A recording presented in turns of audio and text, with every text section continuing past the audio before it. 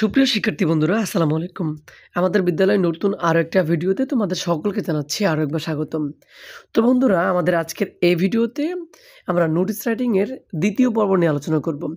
এর আগে তোমাদেরকে আমি নোটিস রাইটিং এর প্রথম পর্ব নিয়ে আলোচনা করেছিলাম এবং ওই ভিডিওটা ব্যাপক সাড়া পেয়েছে এবং সেই ভিডিওতে তোমরা সকলে কমেন্ট করেছো যে স্যার নোটিসের দ্বিতীয় পর্ব তাড়াতাড়ি আপলোড করেন। তো তোমাদেরকে আমি ওই ভিডিওতে বলেছিলাম যে নোটিস সম্পর্কে আমি তোমাদের ৩টা ভিডিও আপলোড করব। একটা হচ্ছে আয়োজন সম্পর্কিত, একটা হচ্ছে স্কুল বন্ধ সম্পর্কিত এবং আরেকটা হচ্ছে স্কুল থেকে কোনো জায়গায় ভ্রমণ সম্পর্কিত। তো গত ক্লাসে বা গত ভিডিওতে আমরা আয়োজন সম্পর্কিত নোটিস কীভাবে মাত্র একটা ফরম্যাট দিয়ে লিখতে হয় সেটা নিয়ে আলোচনা করেছিলাম। তো আজকের এই ভিডিওতে আমরা স্কুল বন্ধ সম্পর্কিত নোটিস কীভাবে একটা ফরম্যাট দিয়ে লিখবা সেটা নিয়ে আলোচনা করব। তো বন্ধুরা, চলো আর কথা না বলে আমরা আমাদের ক্লাস শুরু করি। বন্ধুরা, স্কুল বন্ধ সম্পর্কিত নোটিস এইটা শিখার আগে প্রথমে তোমাকে বুঝতে হবে যে স্কুল বন্ধ সম্পর্কিত নোটিসের প্রশ্নটা কেমন হয়। তুমি যদি প্রশ্নটা বুঝতে পারো তাহলে কিন্তু তুমি বুঝতে পারবো যে কোনটা আসলে আমি কোন ফরম্যাটটা ইউজ করব। তো বন্ধুরা, তোমরা স্ক্রিনে খেয়াল করো। এখানে আমাদের স্কুল বন্ধ সম্পর্কিত যেই নোটিসের প্রশ্ন সেটা হলো, suppose you are the principal of Dhaka ideal school. মনে করো তুমি ঢাকা আইডিয়াল স্কুলের একজন principal. Your school will be closed on account of Ramadan vacation, summer vacation, winter vacation or test exam etc. বলছে হচ্ছে আপনার স্কুল বন্ধ হবে হয় রমাদান ভ্যাকেশনের কারণে, না হয় সামার ভ্যাকেশন, না হয় উইন্টার ভ্যাকেশন অথবা টেস্ট এক্সামের কারণে। অর্থাৎ এই সকল কারণে আপনার স্কুলটা বন্ধ দিতে হবে। এখন now write a notice about it. এখন এই সম্পর্কে একটা নোটিস লেখেন। তো বন্ধুরা, এই হচ্ছে মূলত তোমাদের নোটিসের একটা প্রশ্ন।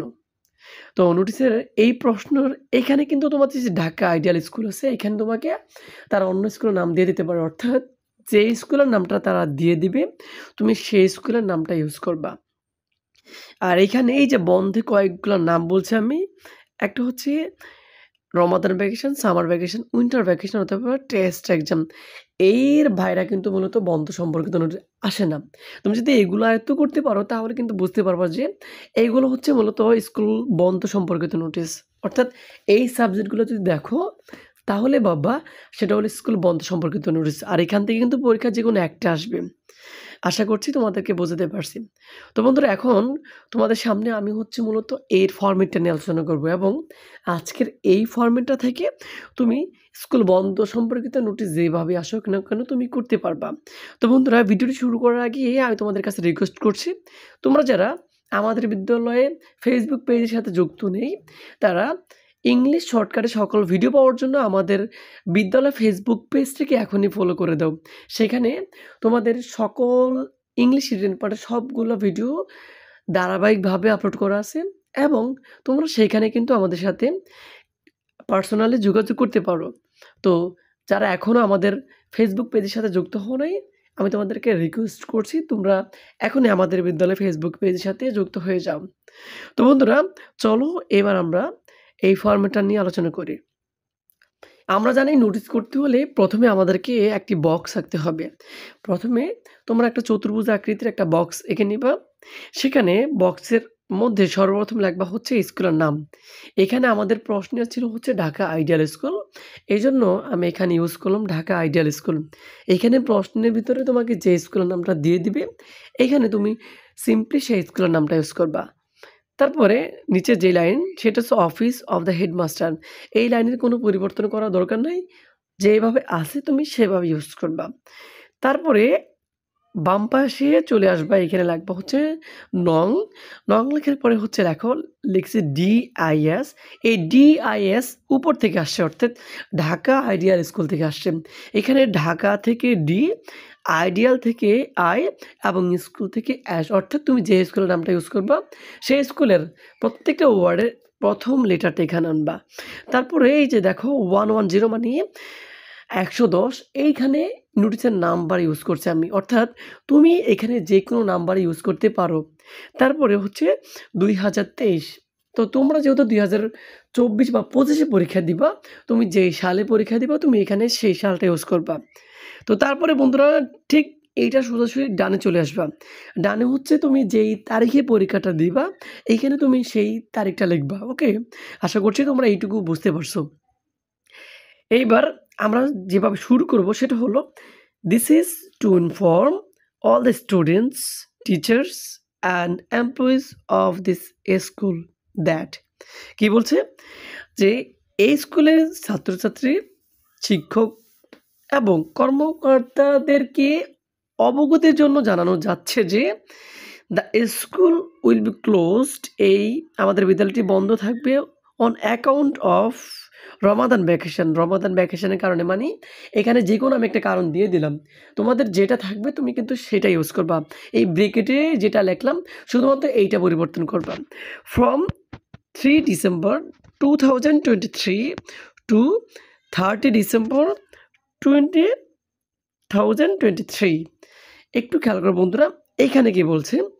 এখানে বলছে আমাদের স্কুলটা রমজানের কারণে বন্ধ থাকবে। এইখানে তারিখটা একটু দেখো যে ফ্রম 3 ডিসেম্বর 2023 টু 30 ডিসেম্বর 2023, অর্থাৎ 3 ডিসেম্বর 2023 সাল থেকে 30 ডিসেম্বর 2023 সাল পর্যন্ত আমাদের স্কুলটা বন্ধ থাকবে। এইখানে বন্ধুরা তারিখটা অবশ্যই তোমাকে 2টা তারিখ ইউজ করতে হবে। যেই তারিখে তুমি স্কুলটা বন্ধ দিবা এবং যেই তারিখ পর্যন্ত স্কুলটা বন্ধ থাকবে, এই 2টা তারিখ তোমাকে অবশ্যই ইউজ করতে হবে স্কুল বন্ধ সম্পর্কিত নোটিশ লেখার জন্য। আশা করছি এই পর্যন্ত তোমরা বুঝতে পারছো। নেক্সট কি বলছে আমাদের? The school office will continue normally, যে সচরাচর স্কুলের যে অফিসটা আছে সেটা চলমান থাকবে। তারপর the school will reopen on 31 December 2023 as usual, যে বলছে এবং 31 ডিসেম্বর 2023 সালে কি স্কুল আবার পুনরায় খোলা হবে। তো বন্ধুরা এই হলো মূলত তোমাদের নোটিশের মূল কথাটা। এইমাত্র এইটুকু যদি মুখস্থ করতে পারো তাহলে তুমি যেকোনো স্কুল বন্ধ সম্পর্কিত নোটিশ যেভাবে আসুক না কেন তুমি পরীক্ষা দিতে পারবা। তো তারপরে এইখানে তুমি কি করবা? নোটিশের নিচে লেখা হয়ে গেলে এইখানে যে স্কুলের প্রিন্সিপাল তার সাইনটা এখানে দিয়ে দিবা, তাহলে কিন্তু তোমার নোটিশ লেখা হয়ে যাবে। যদি হেডমাস্টার থাকলে তাহলে নিচে হেডমাস্টার লিখবা, প্রিন্সিপাল থাকলে প্রিন্সিপাল লিখবা। তো বন্ধুরা আশা করছি তোমাদেরকে বোঝাতে পারছি। এই হলো তোমাদের স্কুল বন্ধ সম্পর্কিত নোটিশ, অর্থাৎ স্কুল বন্ধ সম্পর্কিত নোটিশ পরীক্ষাতে যেভাবে আসুক না কেন তুমি যদি এইটা ফলো করো তাহলে কিন্তু তোমার স্কুল বন্ধ সম্পর্কিত নোটিশটা হয়ে যাবে। তো এখন প্রশ্ন হচ্ছে তোমরা কেন নোটিশ মুখস্থ করবা? বন্ধুরা তোমরা কি জানো যে নোটিশ কত নাম্বার আসে? ইংলিশ সেকেন্ড পেপারের সিবির পরে যে ফর্মালিটিটা আসে সেখানে কিন্তু তোমার 3টা টপিক থাকে। হয় হচ্ছে অ্যাপ্লিকেশন আসবে, না হয় নোটিশ আসবে, আর নোটিশ না হলে হচ্ছে কমপ্লেন লেটার আসবে। অর্থাৎ তোমাকে 3টাই কিন্তু মুখস্থ করা লাগবে। তুমি যদি শুধুমাত্র অ্যাপ্লিকেশনটাই পড়ো, বাকি 2টা ধরো পড়ো নাই, তাহলে যদি নোটিশ এসে পড়ে তাহলে কিন্তু তুমি পরীক্ষায় দিতেই পারবে না। তার মানে তুমি যদি A+ পেতে চাও তাহলে তোমাকে অবশ্যই অ্যাপ্লিকেশন, কমপ্লেন লেটার এবং নোটিশ 3টাই কিন্তু মুখস্থ করতে হবে। তো বন্ধুরা যদি ভিডিওটি উপকার আসে তাহলে অবশ্যই একটা লাইক দিবেন এবং যদি চ্যানেলে নতুন হয়ে থাকো তাহলে অবশ্যই চ্যানেলটিকে সাবস্ক্রাইব করে দেবে। এবং তোমরা যারা আমাদের বিদ্যালয় ফেসবুক পেজটিতে এখনও যুক্ত হও তারা এখনই ফেসবুক পেজে তোমরা যুক্ত হয়ে যাবে এবং সেখানে যদি যুক্ত হতে পারো তাহলে অবশ্যই তোমরা পার্সোনালি আমাকে নক করতে পারবে এবং তোমাদের যে কোনো প্রয়োজনে আমি তোমাদেরকে হেল্প করব। তো বন্ধুরা যদি তোমাদের কোনো মতামত থেকে থাকে তাহলে অবশ্যই কমেন্ট সেকশনে জানিয়ে দেবে। আর যদি তোমাদের এই ইংলিশ রিটেন পার্টের শর্টকাট বই দরকার হয় তাহলে স্ক্রিনে দেওয়া যে নাম্বারটা আছে সেই নাম্বার যোগাযোগ করলে তোমরা অবশ্যই আমার কাছ থেকে ইংলিশ রিটেন পার্টের শর্টকাটের বইটা নিতে পারো।